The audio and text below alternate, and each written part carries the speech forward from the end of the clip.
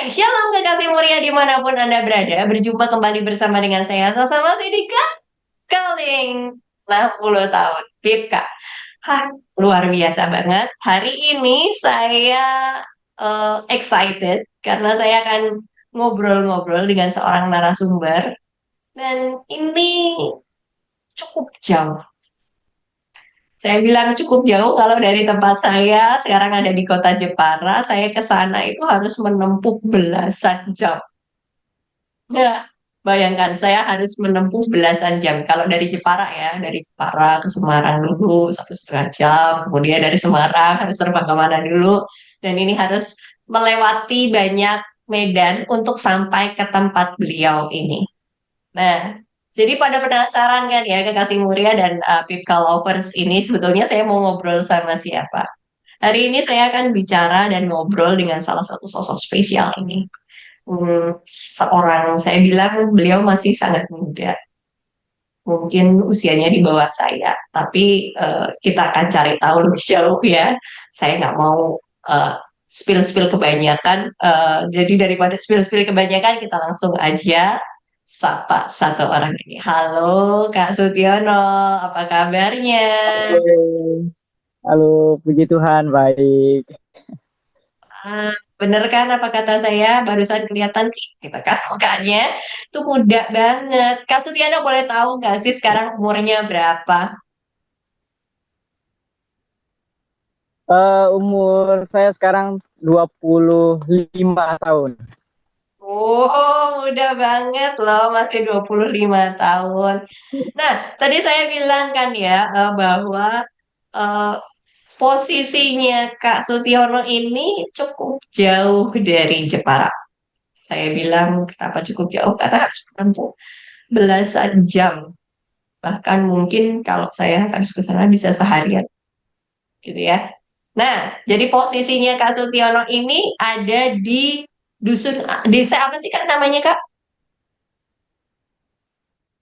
Desa Tita Karya, Dusun Meriau Batu. Tapi kalau biasanya orang masyarakat di sini panggil Desa Nyunan, Dusun Nyunan Oh, Desa di Nyunan. Nah, Kecamatan Sintang.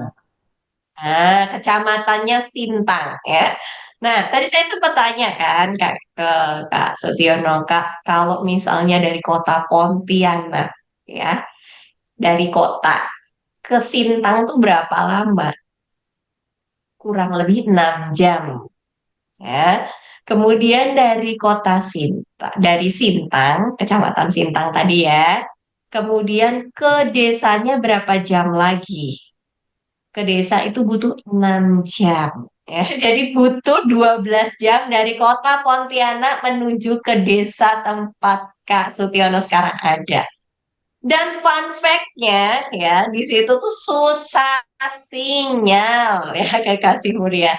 Jadi kalau sekarang Kak Sutiono bisa calling-callingan sama kita berarti dia ada di sebuah tempat yang cukup spesial. Tahu tempatnya? Saya kasih bocoran ya. Jadi Kak Sutiono sekarang ada di ladang. Betul Kak Sutiono? Betul, betul sekali. Saya sekarang ada di ladang, di lokasi yang ada jaringannya. Ya, jadi di ladang lah tempat yang ada sinyalnya. Jadi benarlah dia bekerja di ladang Kristus karena di situ ada sinyalnya di situ ya justru. Wah luar biasa. Nah kita kan hari ini kan kenalan secara langsung bersama dengan Kak Sutiono. Kita akan belajar banget dari pengalamannya Kak Sutiono melayani Tuhan di sebuah desa Yunan ya, ya pun.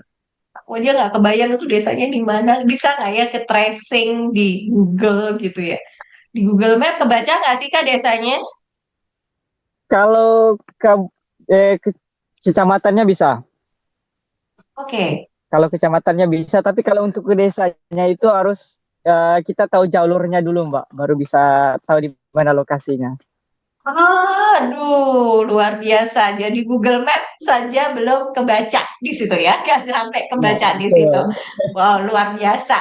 Kita akan main ke tempat yang jauh sekali, yang mungkin Anda juga belum pernah tahu tempatnya tuh ada di mana. Kita akan cari tahu bareng Kak Sugiono. Oke, seperti namanya Kak, God's Calling. Nggak asik namanya kalau kita nggak kenalan secara langsung sama Kak Sugiono. Boleh dong Kak, perkenalkan. Kak Sutiono itu sebetulnya siapa, asalnya dari mana, kemudian eh, backgroundnya kayak gimana. Boleh deh, silahkan. Oke, halo untuk kita semua. Eh, Kenalkan nama saya Sutiono. Biasa dipanggil Tio. Saya berasal dari Kapuas Hulu. Nah, kalau dari Sintang ke Kapuas Hulu itu sekitar 6 jam lagi. Kalau jalur kotanya. Kemudian kalau terhitung saya kalau memulai pelayanan baru 1 tahun. Karena dari mulai dari masa praktek. Saya dari keluarga yang tergolong dari kecil saya sudah Kristen. Jadi saya mulai dari Kristen, ibadah segala macamnya. Kemudian saya kalau terhitung dulunya saya tidak pernah berpikir untuk menjadi hamba Tuhan. Awalnya tidak pernah berpikir untuk sekalipun menjadi hamba Tuhan. Saya terpikir menjadi hamba Tuhan itu sejak pada mulanya pada saat kelas 3 SMA. Jadi ada guru saya, uh, Pak Lunu, Lunu Misa. Nah, orang Pipka biasanya kenal. Untuk Pipka dan GKMI biasanya kenal Pak Lunu ini. Kemudian dari Pak Siono, yang sama seperti saya namanya juga dari GKMI Maranatha di Putus Ibau.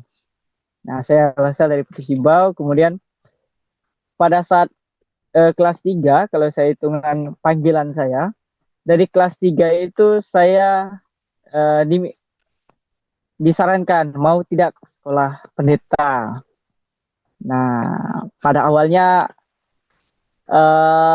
ragu karena saya pikir ngapain sekolah pendeta juga tidak ada untungnya lah, karena awalnya saya adalah orang yang ya kalau masa-masa remaja banyak lah kenakalan remaja yang saya lakukan. Nah, jadi saya berpikir bahwa sekolah pendeta untuk apa, saya sudah banyak hal yang saya lakukan, mending ya enggak lah pertamanya.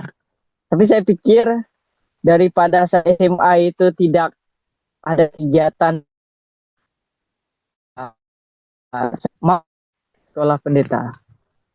Nah, saya sekolahnya di Malang, Jawa Timur, di Ampel Gading, di STT Elohim Indonesia. Seperti itu.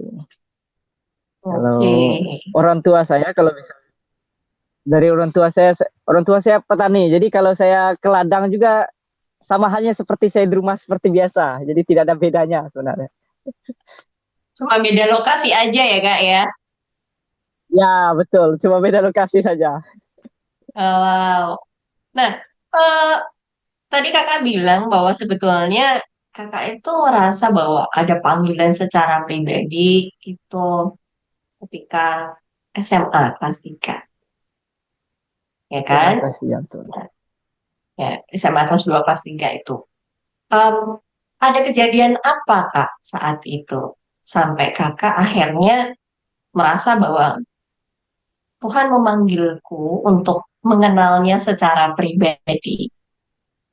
Karena kan tadi udah ceritain bahwa aku tuh Kristen loh.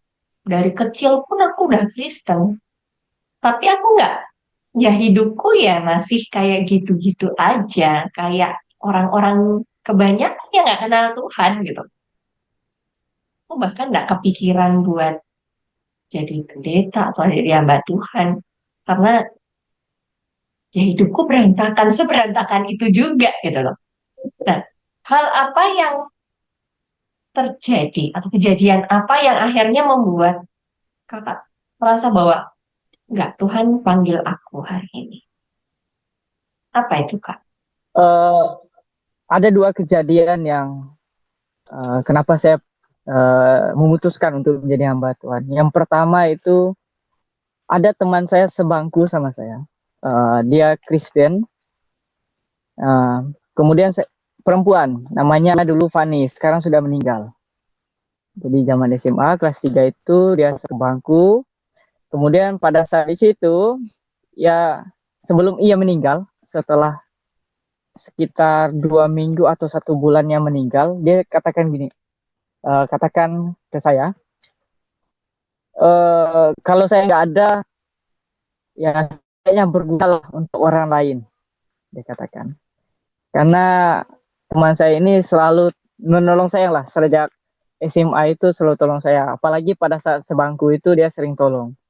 Nah pada saat itu saya pikir ngapain juga saya terlalu pikirkan hal itu. Tapi pada saat ia meninggal itu saya baru sadar pada saat di situ. Pada saat saya ada, kenapa saya nggak bisa tolong orang? Kalau saya ada, kenapa orang perlu saya seperti itu? Yang kedua, pada saat saya kecelakaan. Jadi sebelum saya pada saat kelas 3 itu saya pernah kecelakaan tabrakan. Nah, puji Tuhannya saya pada saat tabrakan itu kecelakaan yang sama-sama motor, kendaraan bermotor.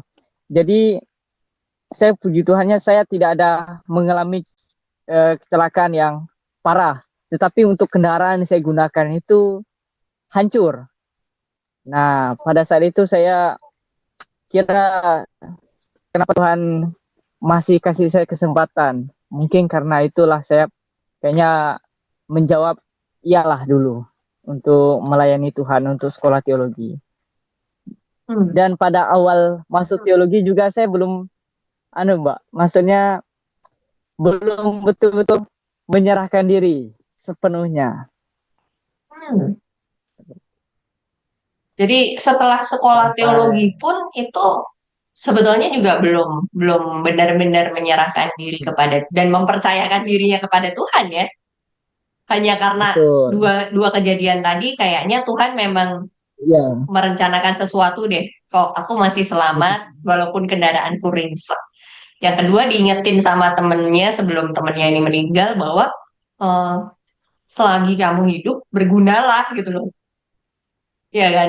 Jadi hanya karena dua hal itu terus dia pikir ya udah deh, kelihatannya aku memang perlu berguna gitu semasa aku hidup. Tapi belum sebetulnya secara pribadi belum ketemu sama Tuhan. Nah, Belum, belum. setelah masa kuliah itu, apakah di masa kuliah itu justru ketemu Tuhannya? eh Malahan yang saya betul-betul terpanggil untuk melayani dan betul-betul saya menyerahkan diri untuk melayani Tuhan pada saat praktik 6 bulan di tempat saya sekarang melayani. Karena saya melihat bagaimana orang itu perlu namanya pendampingan, perlu namanya mengenal Tuhan. Dan itu pertama sekali saya, oh ya ini berarti panggilan saya untuk pelayanan ini. Setelah saya hampir mau lulus, jadi pelayanan 6 bulan itu sebelum saya wisuda. Nah disitulah saya betul-betul, oh ini ternyata kenapa saya dari dulu sampai pada saat praktik itu saya betul-betul dipanggil Tuhan sampai selesai dan saya melayani di tempat yang saya merasa dibutuhkan dan perlu mendengarkan kebenaran firman Tuhan itu. Perlu mendengarkan Kristus itu di tempat pelayanan. Pada saat saya pelayanan malahan, Pak. Oh, justru malah setelah setelah mau kuliah mau selesai ya, mau Iya, selesai kuliah betul. kan ya. Oh, wow. Betul, betul. Nah, kalau gitu di sepanjang masa kuliah itu kan kuliah teologi mungkin butuh sekitar 4 tahun ya, 4 sampai 5 tahun sekolah teologi. Iya. Nah, sepanjang Iya, masa betul. itu apa yang terjadi Kak? Apa nggak mau menyerah aja deh? Karena kan sekolah teologi nggak gampang ya. Iya, betul. Eh di awal di 1-2 tahun di awal saya kuliah itu saya pengen nyerah terus, Pak. Nah, pengennya pulang ke Kalimantan, pulang ke rumah.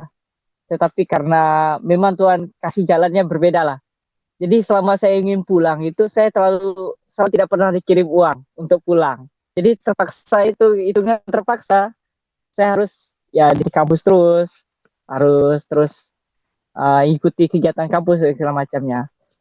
Untuk kemudian setelah ke 3 tahun sampai yang ke 5 tahunnya saya kuliah, saya itu selalu cari, Mbak. Maksudnya Ya, apakah betul ini panggilan saya? Saya harus tanya. Selama saya pelayanan, apakah betul ini panggilan saya? Apakah itu yang betul yang Tuhan mau dan segala macamnya? Sampai pada akhir saya di 6 bulan. Masih mencari-cari malah. Jadi Oke, zamannya kuliah itu saya masih mencari apakah ini betul panggil Tuhan atau tidak. oke. Sepanjang itu ya, jadi kita tahu nih ya, kalau misalnya bayangannya Kak Sugiono tadi ngasih gambaran ya, dia awalnya cuma mau berangkat teologi supaya berguna seperti kata temannya ya, ya berguna dalam artian oke, kalau aku kecelakaan tapi masih selamat ya Tuhan berarti mau supaya aku berguna, tapi belum ngerti ini gunanya buat apa, gitu kan ya. Dan Ya, as so simple keputusan mengambil mengambil keputusan untuk belajar teologi yang we know bahwa belajar teologi that is not easy, nggak gampang. Buat kekasih mulia sendiri atau people lover yang nggak menggeluti dunia teologi susah, susah pakai banget ya. Karena nggak cuman belajar tetapi mengalahkan pikiran dan hati kita belajar teologi itu ya supaya kita tahu maunya Tuhan. Nah, dan di situ ternyata memang terjadi pergolakan berulang kali. Kak Sutiono bilang mau, wah rasanya udah mau menyerah deh, mau menyerah. Tapi Tuhan menghadap jalannya dengan cara yang unik ya. Eh, Setiap kali mau menyerah, ternyata nggak dapat kiriman. Setiap mau menyerah, nggak dapat kiriman. Nah, selain selain keputusasaan itu, Kak Sutiono, apalagi yang kejadian yang pernah dialami di sepanjang masa kuliah dan mencari benarkah ini panggilan dari Tuhan? Apalagi yang kejadiannya? Pernah udah menyerah, hampir menyerah berulang kali. Terus kejadian apa lagi? eh karena di kampus ya, jadi kan kami hidup di asrama dan kita hidup di asrama. Jadi hal yang menjadi tantangan pada saat pelayanan dan kuliah, yang jelas dari karakter. Nah, saya kan orangnya tidak mudah untuk bergaul dengan orang lain. Jadi kerap kali itu saya di kampus jadi orang yang acuh tak acuh. Jadi orang yang tidak peduli dengan orang lain. Nah, itu jadi tantangan dan kerap kali jadi masalah dalam kampus. Ya, dia ada orang kegiatan segala macam, saya tidak mau ikut dan segala macamnya. Jadi saya bagaimana caranya biar saya itu ya keluar dari kampus secara tidak baik kadang-kali. Buat masalah, buat segala macam, kerjakan tugas segala macam. Tapi hal itu malah bikin saya ya terus bertahan sampai selesainya. Sampai bertahan malahan. Jadi masalah-masalah yang ya kayak berteman segala macam, berteman bergaul, kemudian ya sampai pada kalanya ya saya pasrah. Intinya ya saya pasrah.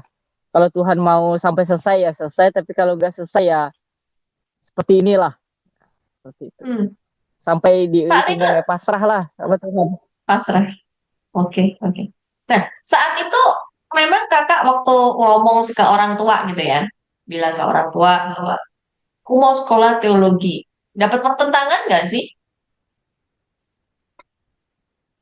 Eh Lebih tepatnya kan mereka mendorong ya. Mereka karena dari cobalah ikut sekolah pendeta segala macam. Nah, saya pikir malah yang pertama menolong itu saya. Jadi saya pikir belum lah, belum siap segala macam. Tetapi saya pikir itu daripada saya tidak ada kerjaan segala macamnya ya saya kuliah saja lah untuk mencari kesibukan. Nah, orang tua saya kenapa mereka tidak pernah kirim untuk saya pulang itu karena ya harus selesai. Mau tidak mau harus selesai. Nah, itu penyebabnya sebenarnya. Kalau orang tua mendukung, bahkan beberapa keluarga mendukung. Seperti Hmm, itu. hmm. Eh, ada pernah nggak sih terbesit sebuah alasan gitu kenapa akhirnya orang tua tuh mendukung banget gitu, mendukung banget buat Kak Stiono untuk jadi hamba Tuhan? Apakah karena oh mungkin dengan dia jadi hamba Tuhan Kak Stiono jadi nggak berulah gitu misalnya?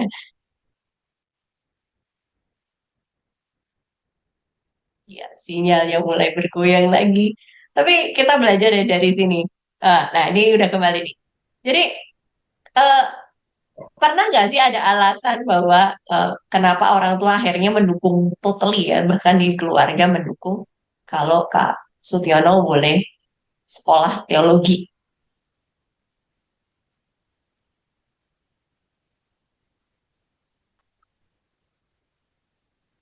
Eh Kalau hitungan kenapa orang tua sangat mendukung, mungkin ya ini menurut saya pribadi.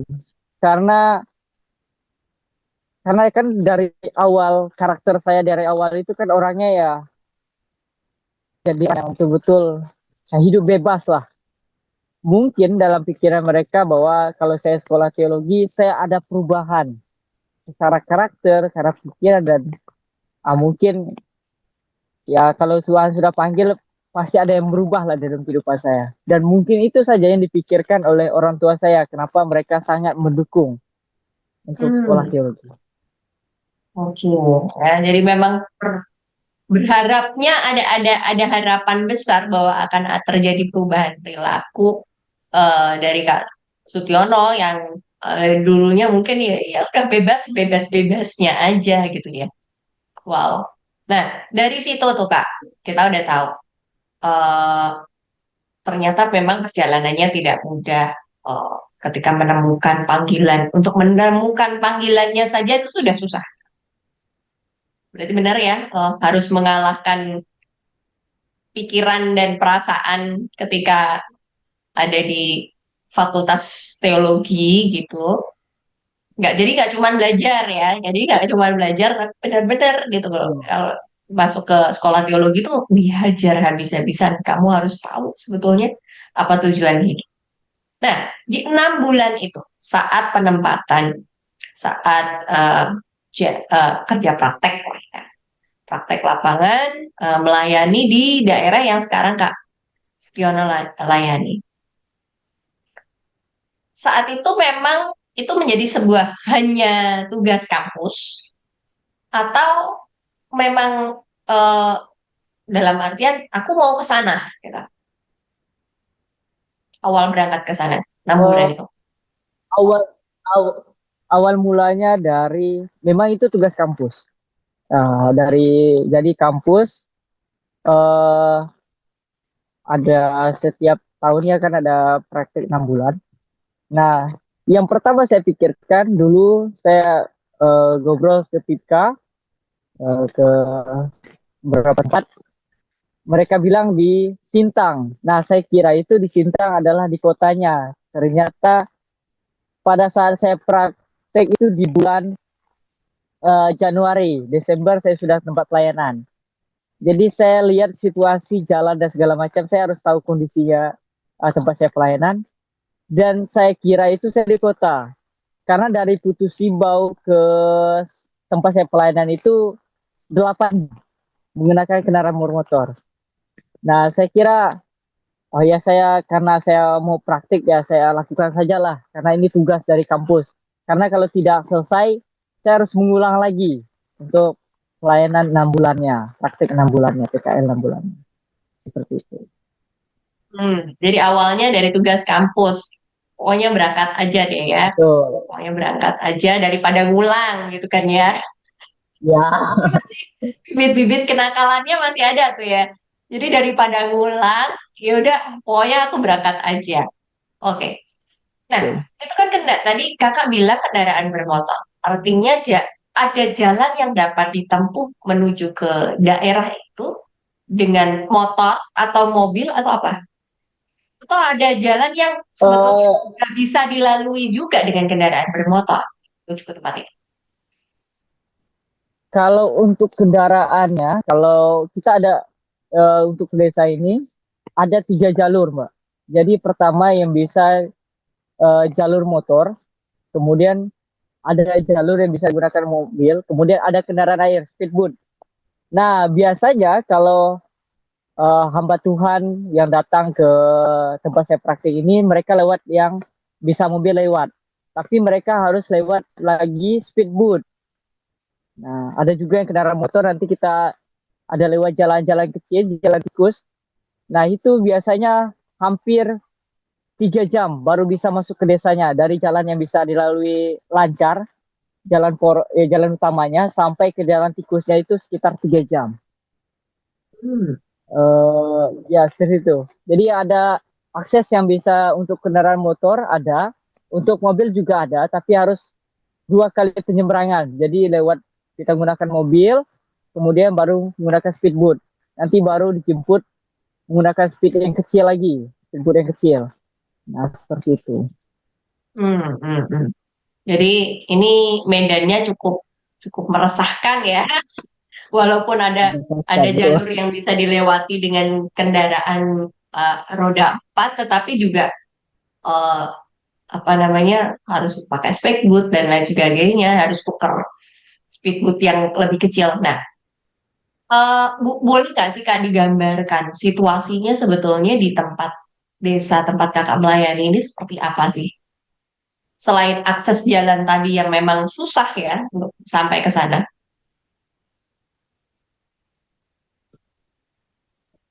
Kondisi di tempat pelayanan ini saya katakan sangat terlambat. Jadi dari akses pendidikannya tidak ada untuk sekolah. Jadi kalau misalnya anak sekolah di sini, mereka sekitar 2 jam jalan kaki untuk menuju ke sekolahnya SD dan SMP. Kemudian biasanya masyarakat di sini juga perekonomiannya juga belum memadai. Jadi mereka seperti tambang ilegal masih ada. Jadi mereka yang ikut tambang emas ilegal itu masih dikerjakan di tempat ini.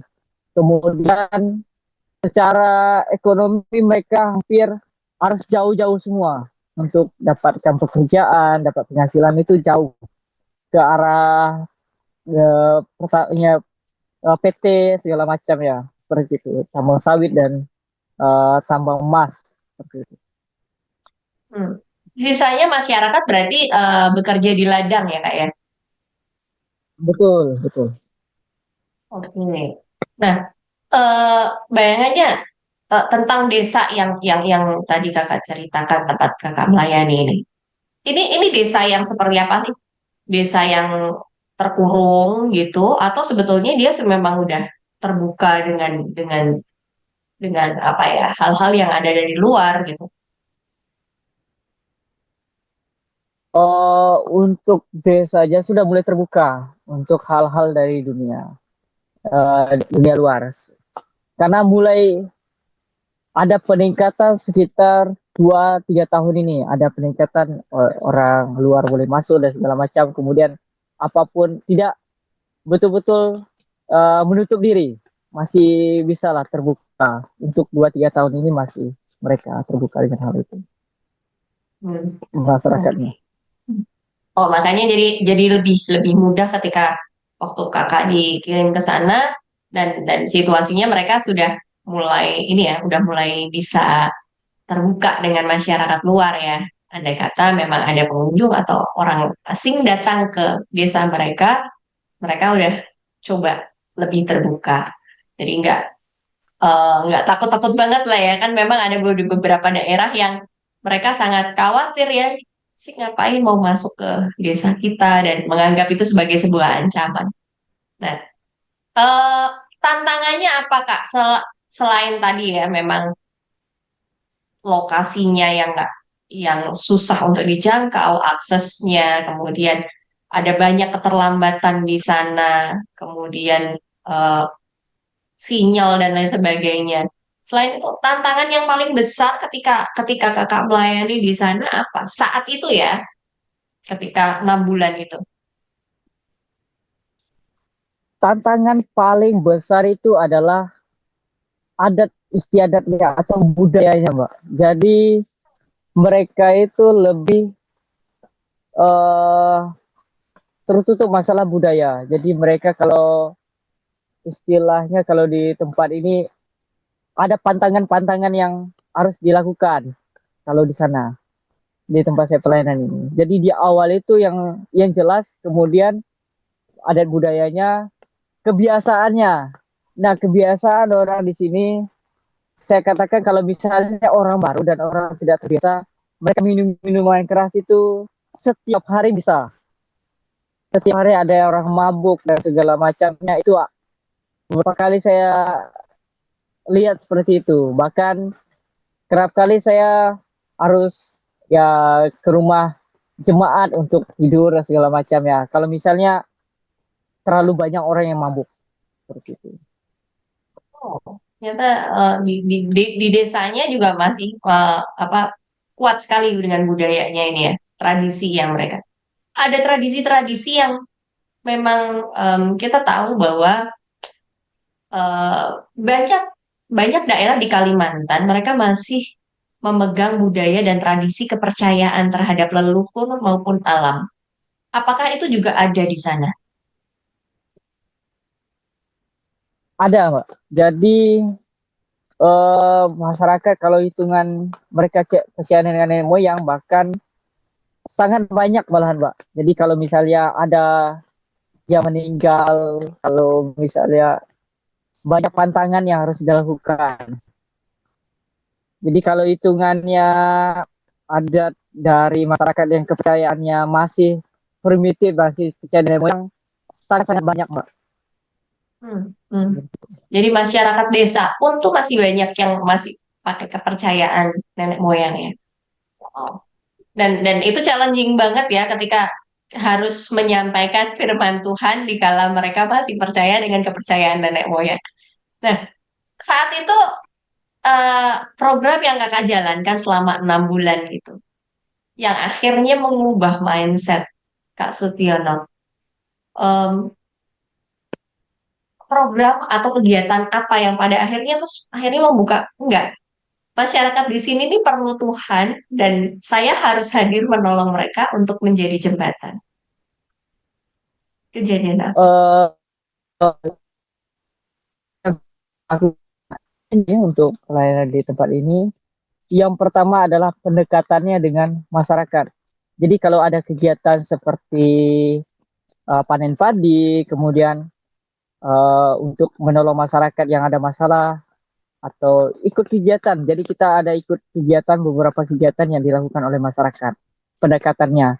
Kemudian karena saya orangnya mudah cukup mudah bergaul dengan beberapa masyarakat, jadi mereka mudah untuk didekati. Jadi mereka malahan setelah saya di tempat ini mereka banyak membutuhkan dari akses pendidikan, nah kemudian dari akses kesehatan dan beberapa untuk hal yang diperlukan di masyarakat saya biasanya menolong. Maka kalau misalnya kemarin kita ada dua kali kegiatan yaitu Pasca dan Natal, kita gereja melakukan beberapa hal yang jarang dilakukan oleh masyarakat seperti acara Pasca untuk sekolah minggu, kemudian acara Natal kita lakukan. Jadi semakin banyak kegiatan dilakukan gereja, mereka semakin antusias, terutama untuk anak-anaknya. Jadi saya mendorong itu untuk kegiatan anak-anaknya. Untuk kegiatan orang tuanya biasanya program yang saya lakukan adalah kunjungan, seperti kunjungan, kemudian ada beberapa hal seperti acara tahun baru. Biasanya di tahun baru di acara di tempat saya pelayanan itu seperti acara 17 Agustus. Ada perlombaannya, ada segala macamnya. Jadi saya yang saya lakukan adalah biasanya menolong masyarakat atau ya biar masyarakat ada hal yang baru terjadi di desanya seperti itu. Oh, jadi dari situ eh, akhirnya Kak Setiono tahu bahwa aku nih berguna loh di sini. Kan awalnya kan nggak ngerti kan. Pokoknya Ya, semasa hidup harus berguna. Cuma nggak ngerti gunanya buat apa. Tapi setelah sampai di sana, Kak Setiono akhirnya menyadari, oh ternyata aku berguna juga ya, gitu. Dan secara tidak langsung tadi Kak Setiono sempat ngomong bahwa eh, ketika kuliah Kak Setiono ini orang yang acuh, orang yang nggak terlalu peduli. betul betul. Tapi justru ketika Ya, berangkat ke eh, lokasi pelayanan, di situ justru empatinya, kemudian rasa kepeduliannya justru malah mulai muncul di situ. Sutyono mulai bisa dekat sama masyarakat, ya, eh, jadi mau bantuin dan terlibat di dalam kegiatan bersama dengan masyarakat, akhirnya secara nggak langsung itu mengubah banyak hal ya kak ya. Ya betul, banyak hal yang berubah setelah saya pelayanan dan saya sudah melayani hampir Muslim di sini. Banyak hal yang baru dan yang belum pernah saya lakukan itu berubah dalam kehidupan saya. Saya lebih tergolong lebih mudah peduli dengan orang lain. Kemudian saya harus mudah akrab dengan orang lain dan yang biasanya tidak pernah saya lakukan itu saya lakukan. Biasa. Wow, wow, wow. Gila ya. Jadi Tuhan itu bisa memakai berbagai macam cara ya untuk mengubah as a personally kita, eh, pribadi kita. Tuhan tuh kalau mau bentuk itu dengan berbagai macam cara. Eh, apa yang dulu buruk dan Tuhan mau kikis itu bisa dilakukan dengan sangat mudah. As mengirim Kak Sutiono kembali masuk ke dalam desa yang jauh di sana, hanya awalnya berangkat itu cuma mikir daripada aku harus ngulang ya. Ternyata justru datangnya ke sana itu dipakai sama Tuhan sebagai sebuah jalan untuk mengubah pribadi dan karakter Kak Sutiono sampai akhirnya Kak Sutiono kembali ke kampus untuk menyelesaikan sekolah dan itu udah menjadi pribadi yang berbeda. 6 bulan yang mengubahkan ya. Wow. Nah, setelah selesai praktek, setelah selesai praktek 6 bulan di sana berkegiatan bersama dengan masyarakat, kemudian ada pengalaman yang mengubahkan kehidupan kakak. Kakak ngerasa bahwa oh, aku ternyata di sini berguna, aku berdaya, aku tahu Tuhan pakai aku di tempat ini gitu, untuk menolong masyarakat. Saat kakak pulang dan semuanya berubah, lalu kerinduan terbesarnya kakak, kakak memang pengen balik lagi ke desa ini atau gimana saat itu? Yang setelah saya praktik 6 bulan itu, saya menjadi terbeban. Jadi ada kerinduan untuk, oh ya saya harus selesaikan pelayanan saya di tempat pelayanan ini. Karena pada saat saya praktik saja, kami baru mulai untuk menggunakan gereja. Dan itu menjadi beban saya sendiri. Jadi maksudnya karena saya memulai untuk melayani di sana, dan mereka mendukung, masyarakat sangat antusias dalam hal itu. Jadi saya berpikir bahwa oh saya harus balik lagi, saya harus pelayanan lagi ke tempat itu. Dan harus selasanya harus menyelesaikan apa yang sudah dikerjakan. Oke. Nah, Betul. gimana ceritanya Kak Sutiono akhirnya bisa bergabung dengan PIPKA dan kembali diutus ke tempat itu?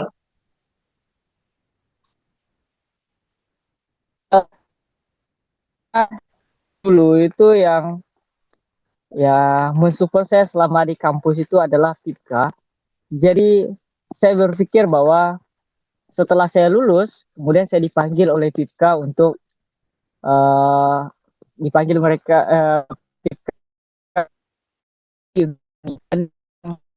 dan saya ditanya oleh Pak Suko. Nah, ditanya oleh Pak Suko, apakah mau kembali lagi ke tempat pelayanan atau tidak? Bila Pak, saya kembali untuk melanjutkan pelayanan. Dan pada akhirnya saya bergabunglah dengan PIPKA secara utuh.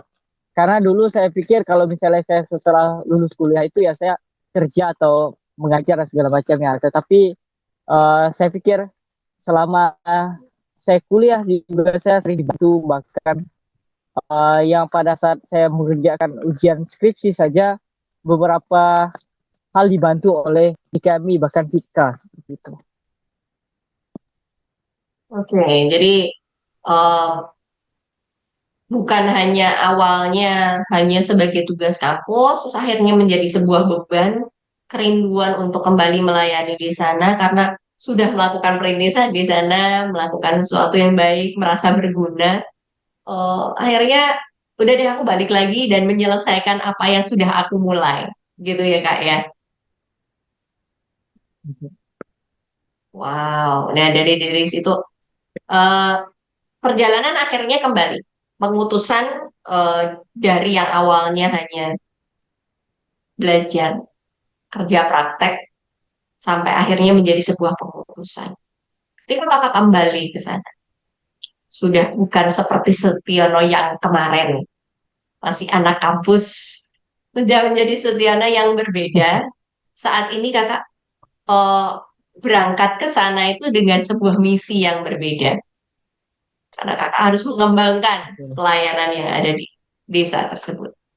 Eh, saat itu ada yang menjadi beban nggak sih kak?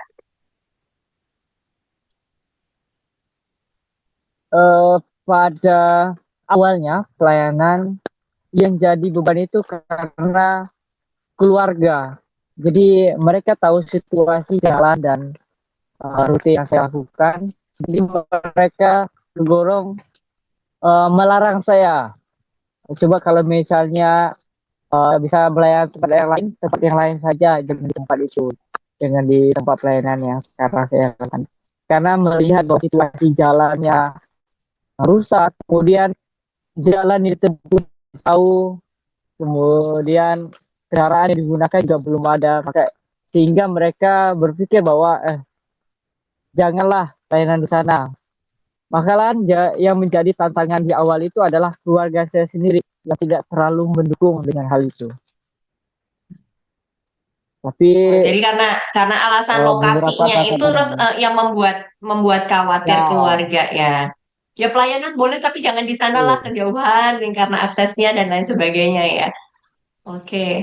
Tapi pada akhirnya kok mereka akhirnya mengizinkan.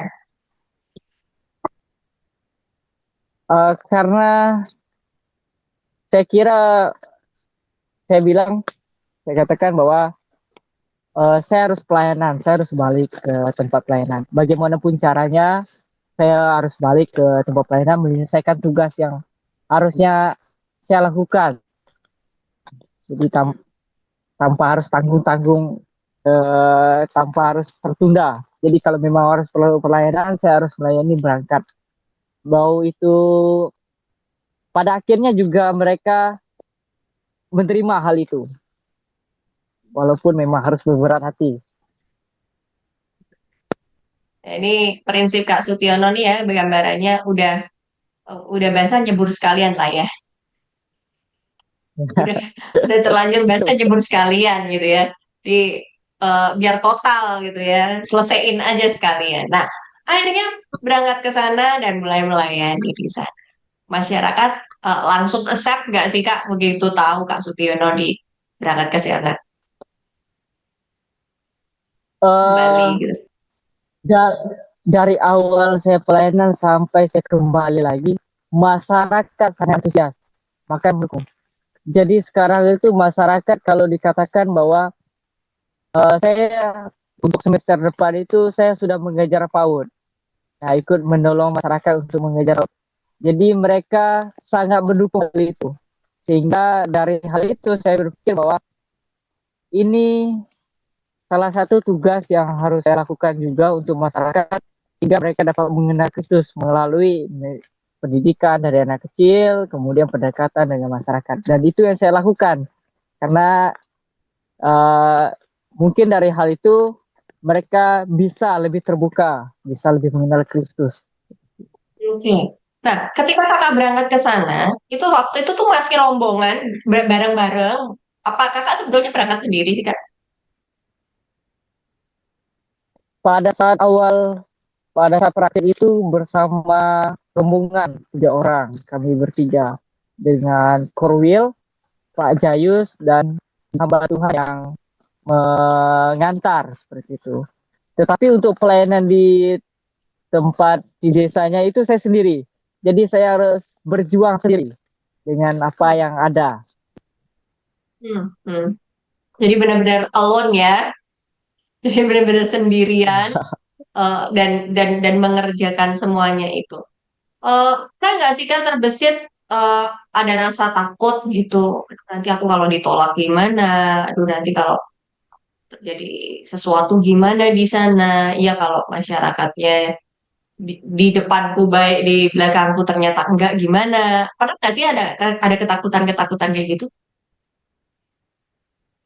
Ketakutan dengan hal demikian untuk di awal ya saya takut karena terlalu banyak orang yang mabuk dan segala macamnya sehingga saya berpikir saya aman nggak ya misalnya di tempat ini. Tetapi sepanjang sepanjang dan saya situasi bagaimana, saya pikir hal itu tidak perlu dikhawatirkan lah. Dan saya pikir bahwa kalau ada Tuhan pasti Tuhan jaga. Itu yang saya terus saya ingat. Kalau Tuhan ada pasti Tuhan juga. Wah, betul. Kalau Tuhan ada, Tuhan pasti jaga. Tuhan nggak akan tinggalin. Apalagi ini diutus untuk berangkat ke ladangnya Tuhan. Beneran main ke ladang ya. Nah, terus dari situ, akhirnya kakak mulai membangunlah pelayanan di situ ya. Mulai ada pendekatan dengan masyarakat, melalui kegiatan-kegiatan masyarakat juga ikut. Kemudian membangun, ikut terlibat ya di pendidikan, coba untuk mengajar di PAUD juga. Nah, eh, ketika kakak mulai mengabarkan firman, menceritakan tentang siapa Tuhan, bersaksi. Apakah masyarakat di sana terus langsung dengan serta-merta langsung, oke, aku menerima Tuhan sebagai Tuhan dan Juru Selamat. Betul, mereka menolak. eh untuk sampai sekarang kalau terhitung kalau untuk mereka masih mendema, tapi untuk mereka mengikuti kita masih belum bisa karena mereka tergolong masih kuat dalam adatnya. Mereka tidak mau melepaskan adat istiadatnya, kemudian mereka masih karena tergolong mereka yang ada di tempat ini agamanya Katolik. Jadi mereka pikir ya kalau saya Katolik sama saja seperti Kristen seperti itu. Jadi mereka berpikir wah tidak perlulah pindah, tidak perlulah. Yang penting saya percaya Kristus, ya udahlah pasti demikian.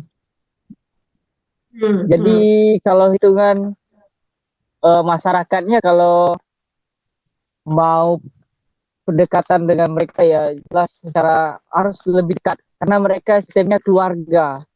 Jadi kalau misalnya ada yang ingin pindah saja, misalnya pindah Kristen, itu keluarga banyak yang melarang. Sulit untuk tapi penginjilan lancar. Jadi kita boleh menyampaikan Injil dan segala macamnya, tapi memang ada beberapa penolakan yang terjadi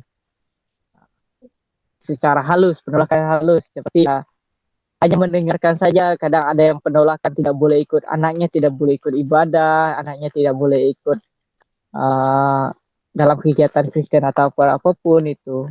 Dan bahkan anaknya kerap kali kalau misalnya ada kegiatan hari Minggu, mereka biasanya langsung ke ladang. Jadi melarikan diri dari ibadahnya. hmm, sampai begitu ya. Oke. Ya, Nah, eh, ketika kakak mulai membangun komunitas tumbuh bersama di situ ya, ada sebuah persekutuan. Itu kan tadi kan kak mulai cerita dari pendekatan terhadap masyarakat dan juga membantu di bidang pendidikan, terutama untuk anak-anak. Kalau pokoknya apapun lah yang kamu butuhkan, biasanya kayak palu gada ya, apa yang lu perlu gue ada gitu ya. Jadi siap sedia baik dalam sisi kesehatan dan lain sebagainya. Keberadaan Kak Sutiono di situ saat itu eh, mulai melayani di sana dan sampai akhirnya berasa dampaknya di masyarakat. Ini kan karena Kak Sutiono juga penempatan di pos ini itu kan baru sekitar 1 tahun ya. Itu kakak ya betul. butuh penyesuaian sampai berapa lama? Karena kalau misalnya untuk penyesuaian, kalau dari bahasa, kalau karena di sini menggunakan bahasa daerah, jadi bahasa daerahnya hampir sama, Pak. Jadi kalau untuk bahasa itu sama, tapi untuk adat budaya juga kurang lebih seperti saya di tempat asal saya di Kutu Sibau. Jadi secara adaptasi lebih mudah.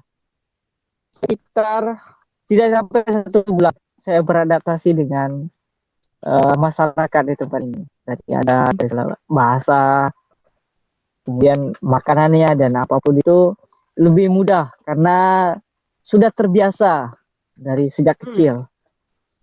oke. Berarti yang terjadi di masyarakat adalah menerima keberadaan Kak Sutiono, tetapi eh, ya kamu mau lakuin apa, mau mengabarkan Injil boleh, mau mengajar boleh, saya menerima segala kebaikan Kak Sutiono diterima, tetapi kalau kamu suruh aku pindah, suruh apa ikut ikut Kristus yang sungguh-sungguh, oh nanti dulu gitu ya Kak ya, menolaknya secara Iya halus betul. gitu kan. Iya Oke. betul. Nah, pernah nggak sih Kak ada yang maksudnya menggambarkan Kak Astriana ini kan masih sangat muda ya, 25 tahun dan melayani di daerah pedalaman di desa gitu, yang cukup jauh dari kota. Pernah nggak sih Kak ada yang ah kamu masih anak kecil.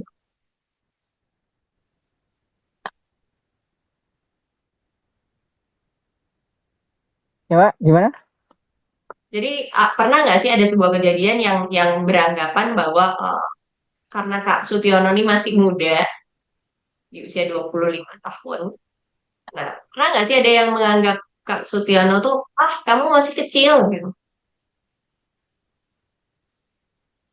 Oh, untuk sekarang sih tidak ada. Belum Oh belum iya. ada lah atau belum.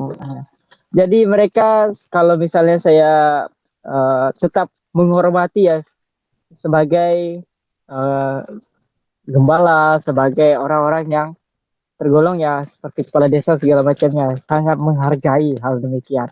Jadi kalau hitungan, oh kamu umurnya kan masih seberapa, oh kamu masih muda segala macam, tidak boleh segala macam larangan, tidak boleh ikut lah segala macam, tidak ada.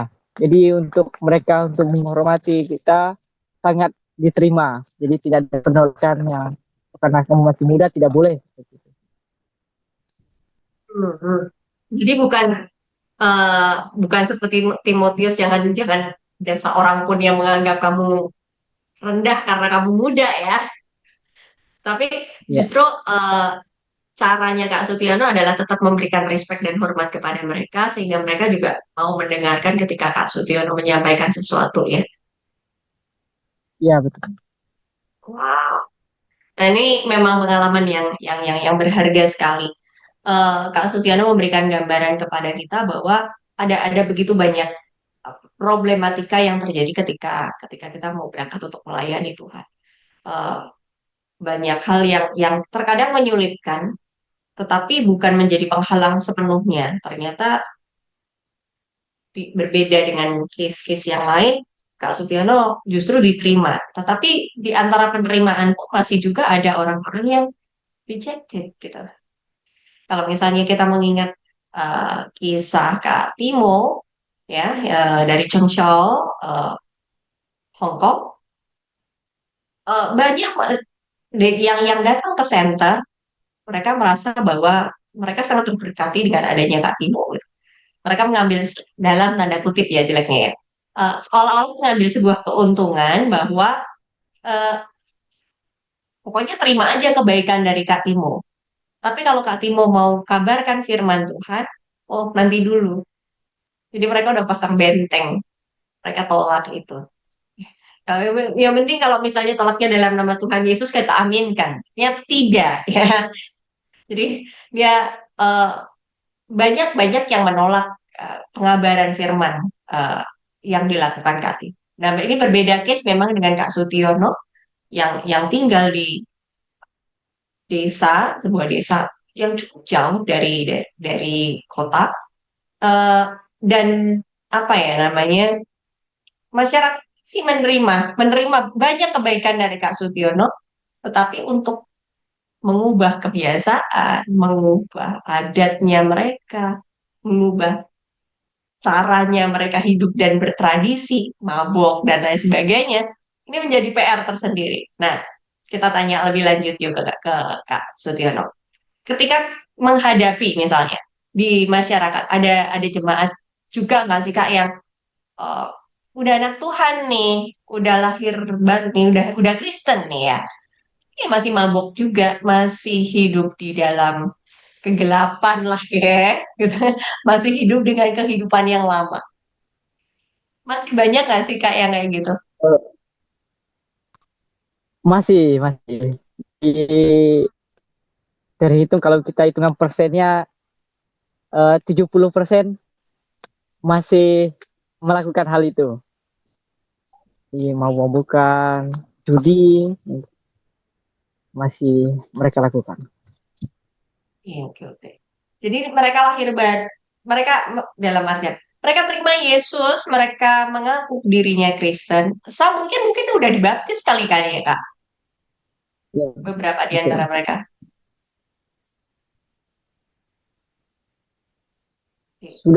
Sudah dibaptis, sudah bahkan ada yang sudah lama kenal kenal Kristus, sudah lama dibaptis, tetapi mereka terhitung mereka masih sangat percaya dengan adat, masih suka mabuk, masih suka ada beberapa yang juga berjudi, masih mereka lakukan untuk beberapa keluarga bahkan beberapa orang. Wow, ini agak agak miris ya. Jadi em, di masyarakat yang sekarang kita jumpai, yang sedang kita bincangkan ini memang tradisi di daerah itu begitu kuat mengikat. Bayangannya kalau misalnya kita ngobrol tentang perjalanannya saja, ini nih eh, menuju ke desa sudah susah, aksesnya sudah susah, jaraknya terlalu jauh, banyak keterlambatan yang terjadi di sana. Masyarakat, kehidupan masyarakat, ya mereka masih sangat-sangat percaya sekali dengan tradisi nenek moyang, kemudian hidupnya juga masih hidup yang duniawi, sekalipun mereka sudah mengenal Tuhan, sudah mengenal Kristus. Ya mungkin aja setiap hari Minggu mereka masih ikut pergi ke gereja, misalnya ada kegiatan dan pelayanan mereka masih ikut juga gitu. Tetapi kehidupan mereka not changing. Artinya kan sebetulnya kita memahami bahwa mereka belum mengalami sebuah kelahiran baru yang mengubahkan kehidupan mereka seperti yang dialami oleh Kak Sution. Dan itu yang menjadi challenge tersendiri buat Kak Sutiono. Berat nggak sih Kak, ketika melihat, oh iya, aku harus menolong mereka untuk bertemu dengan Tuhan, sama seperti aku dulu yang dipertemukan, yang bertemu dengan Tuhan dan mengubahkan banyak perilaku. Berat nggak sih Kak? Kayak ngelihat wajah sedih Eh, gitu. Terhitung sulit lah Mbak, karena kita lihat bagaimana kita selalu melihat mereka selalu mengabarkan Injil dan kita selalu menerangkan firman Tuhan.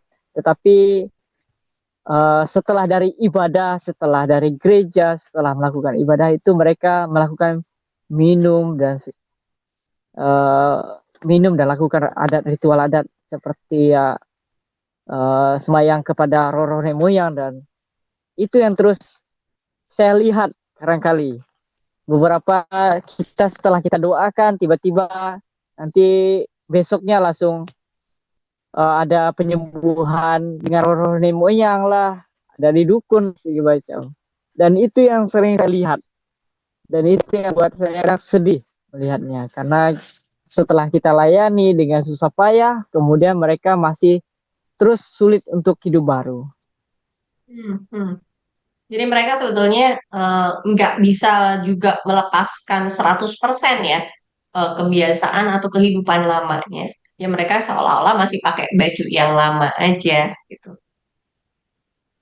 Karena isinya masih lama gitu kan ya masih, ya aku terima Yesus sebagai Tuhan dan Juru Selamatku, tetapi masih ada opsi gitu kan ya. Seolah-olah ada opsi A, ada opsi B. Misalnya sakit udah didoain Kak Sutiono, selesai dari situ pergi ke dukun gitu kan. Ya kan nggak apa-apa, opsi A, opsi B. Yang penting siapa nanti yang dapet tuh, siapa yang doanya terkabul antara Kak Sutiono atau si dukun gitu loh. Bayangannya kayak gitu. Waduh, PR banget ya. Nah, sekarang kalau kita tanya lebih jauh, setelah menjalani 1 tahun di sana, pernah nggak sih Kak mengalami sebuah kayak menyesal gitu aku berangkat ke sana. Eh, untuk selama ini saya pelayanan di tempat ini, kata menyesali itu belum pernah ada, belum, karena kalau sudah saya prinsip saya kalau saya sudah berangkat tidak ada katanya menyesal karena itu keputusan pribadi. Tetapi kalau untuk katakan capek tidak, saya katakan saya capek sebenarnya. Untuk maksudnya tidak ada namanya peningkatan yang dari setahun itu belum ada peningkatan yang saya lihat baik. Tetapi saya pikir itu karena tangan Tuhan. Jadi butuh namanya proses, tidak ada yang instan. Jadi kalau misalnya hitungan setahun saja belum ada yang berubah, oh kenapa tidak 2 tahun, 3 tahun, 4 tahun, akan 10 tahun, bahkan 20 tahun, atau bahkan sampai kapanpun saya melayani tidak ada perubahan. Saya maunya Tuhan yang mengubah, bukan saya. Jadi kalau hitungan pengen menyerah, saya belum pernah mau menyerah. Atau pasrah lagi dengan keadaan itu. Saya pikir serahkan semua ke Tuhan. Pasti Tuhan kasih lah. Oke. Jadi salah satu motivasi kakak yang artinya dorongan yang membuat kakak bertahan justru pengharapan kepada Tuhan. Kalau 1 tahun belum ada perubahan, it's okay. Aku akan coba 2 tahun karena nanti yang mengubah bukan aku, tetapi Tuhan yang akan mengubah gitu ya kak ya. Ya betul. Seperti Kak Sutiono menjalani sekian masa belasan puluhan tahun sampai akhirnya Tuhan yang mengubahkan hanya melalui sebuah hal kecil ya, dikirim untuk berangkat melayani dan perubahannya 6 bulan dan itu so ekstrim mengubah pribadi dan karakter Kak Sutiono. Dan dari sini kita belajar ya kekasih Muria maupun Bibka Lovers bahwa Tuhan itu bisa menggunakan berbagai macam cara sebetulnya untuk mengubahkan kehidupan kita. Ada begitu banyak orang yang ada di luar sana. Mereka sudah terima Tuhan, sudah bilang bahwa bahkan udah ada yang dibaptis ya, sudah dibaptiskan, sudah lama jadi Kristen, sudah mengenal Kristus dan segala perbuatannya, menyaksikan sendiri bagaimana Tuhan membuat segala kehidupannya menjadi baik, tapi dia sulit untuk meninggalkan tempurung lamanya, cangkang lamanya, kehidupan lamanya. Dia masih terikat dengan kehidupan lamanya. Nah, perlunya kita melakukan sebuah koreksi. Koreksi apa sih yang perlu dikoreksi? Tanya sama diri kita, yuk. Sudahkah kita benar-benar lahir baru? Sudahkah benar-benar kita terlahir sebagai anak Tuhan yang baru? Bayangkan, disebut dengan kelahiran yang baru itu kan artinya kamu tidak sama seperti dirimu yang dulu. Kamu sudah menjadi pribadi yang berbeda. Kamu lahir menjadi pribadi yang berbeda. Pribadi yang setiap harinya semakin disempurnakan oleh Tuhan. Dan kisah Kak Stiono ini sebetulnya mengingatkan kita, masih banyak saudara-saudara kita yang seperti itu loh di luar sana. Dan membutuhkan pertolongan. Tadi Kak Sutiono bagus ya, selama kita hidup jadilah berguna gitu ya. Jadi jangan jangan sia-siakan kehidupanmu, jangan jadi nggak berguna gitu. Nah, lebih jauh lagi Kak Sutiana juga mengingatkan sama kita bahwa seberguna-bergunanya kita, andai kata pun apa yang kita perbuat itu belum membuahkan hasil, seolah-olah belum membuahkan hasil, seolah-olah belum terjadi perubahan apapun. Jangan menyerah, ya. Karena perubahan itu bukan menjadi sebuah tanggung jawab kita, tetapi Tuhan yang nanti akan bekerja untuk mengubahkan. Lagi-lagi, kita itu cuma jadi penaburnya Tuhan, tapi yang menumbuhkan, mengubahkan, mengeluarkan segala sesuatu yang baik, itu justru Tuhan, bukan kita. Kerjakanlah bagianmu, nanti Tuhan akan mengerjakan bagian. Wow, luar biasa. Nah, Kak, di ulang tahun PIPKAH yang ke-60 ini, ada pesan nggak sih dari Kak Sutiono yang udah oh, melayani di sana, walaupun mungkin terbilangnya baru gitu ya, eh, dengan challenge Kak Sutiono yang masih muda, dan memotivasi juga teman-teman Pipka lover, kekasih muria yang masih muda untuk mau melayani Tuhan meskipun medannya nggak mudah. Ada nggak sih Kak pesan dari Kak Sutiono buat teman-teman ini? Pesan untuk setiap orang yang ada di PIPKA maupun di GKMI, selalu punya harapan untuk yang baik di dalam Tuhan. Selalu berkorban untuk pelayanan Tuhan. Jangan pernah menyesal dengan keputusan untuk melayani Tuhan. Jangan pernah menyesal untuk mengikut Tuhan. Selalu mikirlah harapan yang pasti dengan Tuhan. Itu saja. Harapan yang pasti di dalam Tuhan ya, ini penting sekali. Saya garis bawahi harapan yang pasti di dalam. Karena segala upaya dan daya kita itu selalu terbatas, tetapi Tuhan kita yang di maha terbatas itu ya, udah tak terbatas. Bahkan yang tak mampu kamu pikirkan, yang tak mampu eh, kamu andalkan pun Tuhan bisa perbuat di dalam kehidupan. Sama seperti pengalaman Kak Sutiono, butuh waktu yang panjang untuk berjumpa dengan Tuhan dan menyaksikan sendiri bagaimana aku itu ada karena Tuhan mau pakai aku. Aku ada karena Tuhan mau aku berguna. Jadi tidak ada ya kata buat teman-teman dimanapun kalian berada, baik Pipka lovers, kasih muria sekalian dimanapun teman-teman ini berada, nggak ada yang namanya manusia tidak berguna. Selagi kamu hidup pasti ada gunanya. Tetapi kembali lagi, apakah gunamu? Saatnya kita bertanya kepada Tuhan. Tuhan, apa gunaku? Pakai aku Tuhan, ini aku, pakai aku, putus aku. Seperti yang dijalani Kak Sutiono. Senang sekali bisa bicara dengan Kak Sutiono hari ini. Nggak kerasa ya udah hampir 1 jam. 1 jam lebih nih. Nah, obrolan kita jauh, panjang, mengenal Kak Sutiono yang masih muda ini mau berangkat ke tempat yang cukup jauh dari zona nyamannya. Mungkin kalau teman-temannya sekarang lagi senang-senang tuh di kota ya ngapain dan lain sebagainya, tapi dia mau berkorban. Dan itu bukan untuk dirinya sendiri, tetapi untuk puji kemuliaan nama Tuhan. Terima kasih Kak Sutiono buat kesaksiannya. Saya mengucap syukur sekali bisa berjumpa dengan Kak Sutiono. Tuhan menyertai memberkati setiap pekerjaan dan pelayanan yang dilakukan Kak Sutiono di ladangnya Tuhan. Lagi-lagi kita banyak ke ladang ya. Terima kasih mulia sekalian untuk perjumpaan kita hari ini. The last and only tolong diperhatikan baik-baik ya obrolan saya bersama Kak Sutiono hari ini. Tangkap nilai positifnya, tangkap nilai baiknya. Eh, Mohon dimaafkan kalau misalnya ada kesalahan kata dan ucapan yang mungkin saja terlewat dari mulut bibir kami. Tapi biarlah ambil yang positif untuk menjadi berkat buat kekasih mulia maupun Brit lovers sekalian. Tuhan Yesus memberkati, sampai jumpa minggu depan. Bye-bye.